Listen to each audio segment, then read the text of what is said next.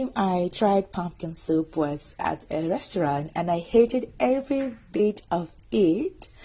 But surprisingly, one day I was just craving that feeling in my mouth and I decided to make my own pumpkin soup at home, and it turned out perfect. And since then, I've loved pumpkin soup so much.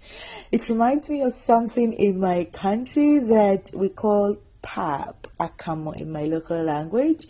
And since I can't find that here in Russia where I live, I just found pumpkin soup to be soothing and satisfies my taste bud when I have the craving for that pudding sort of thing in my culture. So here I have my squash or pumpkin, anyone you choose to call it, and I cut it into bits. I've also shown a video of how I do my pumpkin soups from my preserved pumpkin in the refrigerator. But today I'm going to be showing you a different method which I found to be the best I've ever made. But you know, sometimes you won't be able to get fresh pumpkin at hand and you can use frozen one. So if you would like the recipe for the first pumpkin soup, I'm going to keep it in the description box below. So I just cut my pumpkin, remove the seeds, put it in a baking sheet. Here I'm going to season it with black pepper and I'm going to season it with salt as well.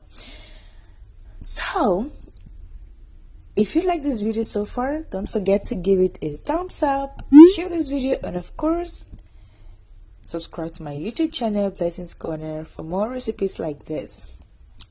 After the spices, I go ahead and put oil on top. You could put any oil of your choice: olive oil, coconut oil, butter, anyone you have available, baby, anyone you have available.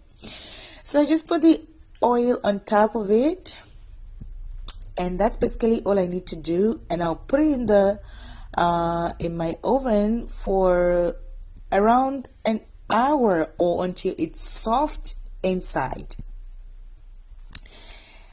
After that, I go ahead, I'm using ghee right here. You can use butter or any oil of your choice as well.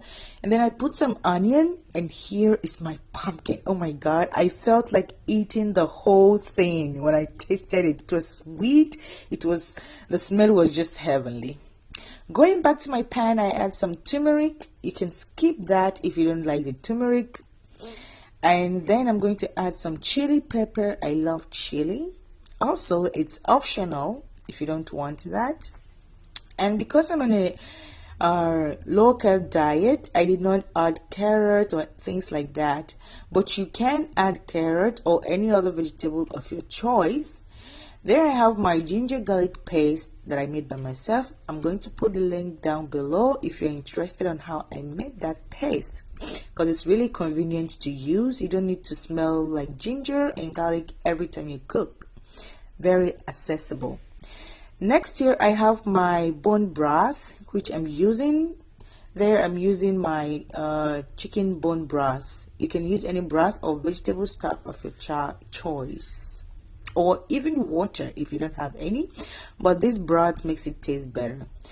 So I there showed two methods. You can scrape this off with spoon or you can peel it off. As you can see, it was very hot.